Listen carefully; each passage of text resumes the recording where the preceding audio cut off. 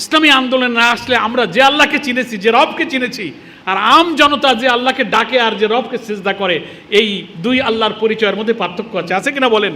তারা মনে করে যে আল্লাহ মানে হচ্ছে শুধু 5 বার হাজির হয়ে রুকু সিজদা করতে হয়, সুবহান আল্লাহ, আলহামদুলিল্লাহ, নাম দাম তসবিহ জিকির আজকার জপ তপ করা, দুনিয়াকে তিনি সৃষ্টি করেছেন ইত্যাদি। কিন্তু আইন তার মানতে হবে, শাসন তার মানতে হবে, তার ইচ্ছা পছন্দের বিরুদ্ধে যাওয়া যাবে না।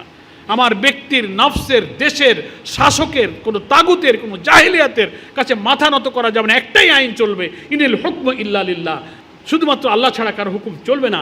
তিনিই যে রব, এই রবের পরিচয়টা কিন্তু আমরা পেয়েছি এই দাওয়াতটা পাওয়ার কারণে। আমরা কোরআন পড়েছি, অর্থ, তফসির, ইসলামী সাহিত্য, আল্লাহ নবীর হাদিস এবং রসুলের সিরাত বুঝে ইসলাম এবং দাওয়াতের একটা ছবি, পুরো চিত্র আমার কাছে পরিষ্কার হয়েছে দিনের আলোর মতো। তখন বুঝতে পেরেছি এই তো সেই দাওয়াত, নাকি বলেন? এখন দাওয়াতের বোঝার পার্থক্য, রবকে চেনার পার্থক্য বুঝতে খুব বেশি গবেষণা এবং জ্ঞান লাগে না। আমি কোনো সমালোচনা না করি, খুব সহজভাবে আপনাদের কাছে দুটো উদাহরণ দিই। এক শ্রেণী মানুষ আছে দিনের দাওয়াত অব্যাহতভাবে জীবনব্যাপী দিয়ে যাচ্ছে, তারা মুসলমান, তারা দাওয়াত দেয়। তাগুত, জাহিলিয়াত, শয়তান, মানুষের তৈরি করা আইন, মতবাদ, হুকুম সমাজে প্রতিষ্ঠিত পরিচালিত থাকলেও সেই দাওয়াতের মধ্যে একথা পরিষ্কার করা হয় না যে রাষ্ট্র শাসন, সমাজ, জুডিশিয়ারি, কোর্ট কাচারি, আইন আদালত, পার্লামেন্ট, প্রশাসন, ওখানেও যে আল্লাহর একটা আইন আছে, ওইটা না মানলে যে আল্লাহকে মানা হয় না। লা ইলাহার অর্থ যে এই যে ইলাহা মানে হচ্ছে আইনদাতা, হুকুমদাতা, রিজিকদাতা, শাসনকর্তা। ইলাহার ব্যাখ্যা করতে গিয়ে ওই দাওয়াতের যে বিষয়বস্তুতে তারা ওখানে এড়িয়ে চলেন, বাতিলের সাথে একটা কম্প্রোমাইজ হয়ে যায় বলে সকল সময় সকল শাসকরা ওই যে দিনের মেহনত যখন সমাজে চলে কেউ তাতে আপত্তি করে না, নাকি বলেন? আপত্তি করে না কেন? তারা মনে করে এরম দাওয়াত কিয়ামত পর্যন্ত চললেও আমার ক্ষমতা তো ঠিক আছে, আমাকে তো কেউ সরাইতে চায় না। সুদ চালু আছে, ঘুষ চালু আছে, জেনেভা বিচার চালু আছে। আল্লাহ বলেছেন কোর্ট কাছের আইন আদালতের মানুষের আইন দিয়ে চলবে না। ওমাল্লাম ইয়াহকুম বিমা আনজালাল্লাহু ফাউলাইকা হুমুল কাফিরুন, আছে কোরআনের আয়াতে, সূরা মায়েদা। যারা আল্লাহর দেওয়া নাজিল করা আইন দিয়ে বিচার ফয়সালা করে না তারা হলো কাফের। 3টা আয়াত আছে এখানে, ফাউলাইকা হুমুজ জালিমুন, ফাউলাইকা হুমুল ফাসিকুন। তারা দেখছে না, এই দেশে তো আল্লাহর আইন ছাড়া মানুষের আইন দিয়ে সব চলে, ওই বিচার ব্যবস্থার বিরুদ্ধে, ওই শাসন ব্যবস্থার বিরুদ্ধে তো দাওয়াতের মধ্যে কোনো কথা নাই। তাহলে তোমার আল্লাহ বিল্লাহ রসুল জিকির আজকারও ঠিক, আর আমি যে মানুষের আইন দিয়ে রাষ্ট্র চালাই আমিও ঠিক, ফলে তোমার এই দাওয়াতে রাষ্ট্রের কোনো ক্ষতি হয় না, নাকি বলেন? সেই জন্য সকল শাসক, সকল সরকারের সময় তারা খুব যত্নের সাথে তাদের এই মেহনত দেশে বিদেশে চালায় যায়। আবার কিছু দাওয়াত কি কাজ এমন আছে যে আপনি যখন এই ইলাহের ব্যাখ্যা করতে যাবেন, রবের ব্যাখ্যা করতে যাবেন, জামাতের 3 দফা দাওয়াতকে খুব পরিষ্কার করে বলবেন যে আল্লাহর আইন মানতে হবে, রসুলের আনুগত্য করতে হবে। এই সমাজে আমরা তা মানতে পারছি না বলে আল্লাহর গোলাম হতে পারছে না। তাই সমাজের নেতৃত্বের পরিবর্তন দরকার, আইনের পরিবর্তন দরকার। তখনই কায়েমি স্বার্থবাদীরা আপনার দাওয়াতকে বাধা দেবে, নাকি বলেন? যেহেতু আমার ক্ষমতার চেয়ার নিয়ে টানাটানি করে। কথা বুঝে আসছে না? এই দাওয়াত আম্বিয়া কেরামগণ যুগে যুগে যারা দিয়েছিলেন, তারা দাওয়াতের, সেই যুগের শাসকরা দাওয়াতের অর্থ বুঝেছিলেন বলে মুসা আলাইহিস সালামের কালেমার দাওয়াত যখন দিয়েছিলেন, ফেরাউন তখন মুসাকে দেশ থেকে বিতাড়িত করার জন্য মুসার বিরুদ্ধে সংগ্রাম করেছিল, নাকি বলেন? ইব্রাহিম আলাইহিস সালাম যখন দাওয়াত দিয়েছিলেন তিনিও কালেমায় লা ইলাহা ইল্লাল্লাহ বলেছিলেন। নমরুদ তখন তার বিরুদ্ধে উৎখাতের জন্য নেমে পড়েছিল, কারণ ইব্রাহিমের কালেমার দাওয়াতের অর্থ নমরুদ বুঝেছিল, মুসার দাওয়াতের তাৎপর্য ফেরাউন বুঝেছিল। আমার প্রিয় নবী মুহাম্মদ মুস্তাফা সাল্লাল্লাহু আলাইহি ওয়াসাল্লামের দাওয়াতের তাৎপর্য, হাকিকত, ব্যাখ্যা আবু জেহেল, আবু লাহাব, সাইবা, উতবা, ওলিদ, আবু সুফিয়ানরা খুব ভালো করে বুঝেছিল। সেই জন্য তাকে পাথর মেরেছে, বাড়ি ছাড়া করেছে, নির্যাতন করেছে, রক্তাক্ত করেছে। তাইফের প্রান্তরে প্রান্তরে তিনি নির্যাতিত হয়েছেন, কারণ তারা দাওয়াতের অর্থ বুঝেছিল যে এই দাওয়াত কবুল হওয়ার অর্থ হলো সমাজ এবং রাষ্ট্র থেকে মানুষের নেতৃত্ব, মানুষের আইনকে উৎখাত করা। এটা তো চলতে দেওয়া যাবে না, ঠিক আছে না?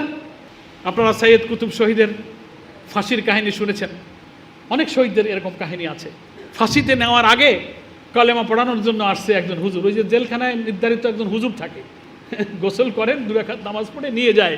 আমাদের প্রিয় শহীদদেরকে তারাই নিয়ে গেছে, বলে এখন আপনি একটু কলেমা পড়েন, আপনার এখন যাইতে হবে। তখন কি জবাব দিয়েছিলেন যে তুমি যে কলেমার আমাকে পড়তে বলতেছো, তুমি এই কলেমার বিনিময়ে তো টাকা পাবা, তোমার এই দায়িত্ব নেবা, আর আমি যে কলেমা পড়েছি এই কলেমার কারণে আজকে ফাঁসির মঞ্চে যাচ্ছি আমি। আমার কথাটা বুঝেছেন? তাহলে কালেমার দাওয়াতের অর্থ ওরা বুঝেছে। তো প্রিয় ভাইয়েরা, সময় কম, আমার সংক্ষেপ কথা হলো যে দাওয়াতের গুরুত্ব এই কারণে যে এটা হচ্ছে শরঈ দৃষ্টিতে একটা ফরজ। এই দাওয়াত না থাকলে সৃষ্টির উদ্দেশ্য সফল হয় না, মানুষ আল্লাহকে চিনতে পারে না, আখিরাতকে চিনতে পারে না, রেসালাতের প্রতি ঈমান পরিচ্ছন্নভাবে আনা যায় না, কারণ আল্লাহ তাআলার নবী দুনিয়াতে এসেছিলেন এই দাওয়াতের দায়িত্ব মানুষকে আযাবের ভয় দেখিয়েছেন আর জান্নাতের সুসংবাদ দিয়েছেন। ইন্না আরসালনাকা শাহিদাও ওয়া মুবাশশিরাও ওয়া নাযীরাও ওয়া দাঈয়ান ইলাল্লাহি বিইজনিহি সিরাজাম মুনীরা। কোরআন শরীফে আছে এটা। নিশ্চয়ই আল্লাহ তাআলা তার রাসূলকে পাঠিয়েছেন মানুষের কাছে সত্যের সাক্ষ্যদাতা হিসেবে, মুবাশশিরাও সুসংবাদদাতা। ইসলামের এই দাওয়াত কবুল করলে আল্লাহ তাআলার কাছে তুমি নাজাত পাবে, জান্নাত পাবে, দুনিয়ার দুঃখ কষ্ট থেকে তুমি রেহাই পাবে। ও নাযীরাও ভীতি প্রদর্শনকারী, এটা না মানলে তোমাকে আযাব এবং শাস্তিও তোমার জন্য অপেক্ষা করছে। এই দাওয়াত শরীয়ী দৃষ্টিতে খুব গুরুত্বপূর্ণ যে এই দাওয়াতি কাজ যারা না করে, এই দাওয়াতের অর্থ যারা না বোঝে, তারা রেসালাতের প্রতি ঈমানকে মজবুত করে রাসূলকে চিনতে পারে না, রাসূলকে বুঝতে পারে না। আমার যে দাওয়াতটা দিই সেই দাওয়াতটা হচ্ছে লা ইলাহা ইল্লাল্লাহু মুহাম্মাদুর রাসূলুল্লাহ সাল্লাল্লাহু আলাইহি ওয়াসাল্লাম। আল্লাহ ছাড়া কোনো ইলাহা নাই, মাবুদ নাই। দেখেন, ইলাহ শব্দের অর্থ নিয়েও আমাদের সমাজের মধ্যে বিভ্রান্তি আছে। ইলাহ একটা আরবি শব্দ, এর মধ্যেই তো বিপ্লবের বারুদ, বিপ্লবের আগুন এই ইলাহ শব্দের মধ্যে। বুঝে শুনে যে আল্লাহকে ইলাহ বলবে, সে তো জন্ম থেকে সমস্ত রাষ্ট্র, সরকার, সমাজ, পার্লামেন্ট নেতৃত্বের বিরুদ্ধে বিদ্রোহ করবে। There is no leader, there is no government, there is no parliament, there is no supreme power ইল্লাল্লাহ, একমাত্র আল্লাহ ছাড়া। তাহলে তিনি আজন্ম বিদ্রোহী, যিনি বুঝে শুনে কলেমা পড়বেন। যুগে যুগে আম্বিয়া কেরামরা বুঝে শুনে কলেমা পড়েছিলেন, আর শাসকরা এই কলেমার অর্থ বুঝেছিলেন বলে তারা কিন্তু এই কলেমার তাৎপর্য বুঝেছিলেন। এখন সুকৌশলে আমাদের মধ্যে ইলাহার অর্থ করা হচ্ছে কি, আমরা স্কুলেও পড়েছি দিনিয়াত ইসলামিয়াত বইতে, লা ইলাহার অর্থ বলা হচ্ছে নেই কোনো মাবুদ আল্লাহ ছাড়া।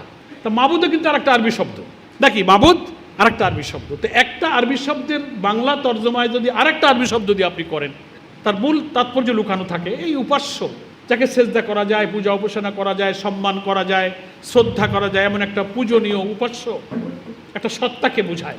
কিন্তু আপনি যদি আইনদাতা, রিজিকদাতা, সৃষ্টিকর্তা, বিধানদাতা, হুকুমদাতা মনে করেন, তাইলে তো বিরাট ব্যাপার। এই জন্য ইলাহ শব্দের ব্যাখ্যার মধ্যে কিন্তু মূল দাওয়াতের কনসেপশনটা কিন্তু লুকানো আছে।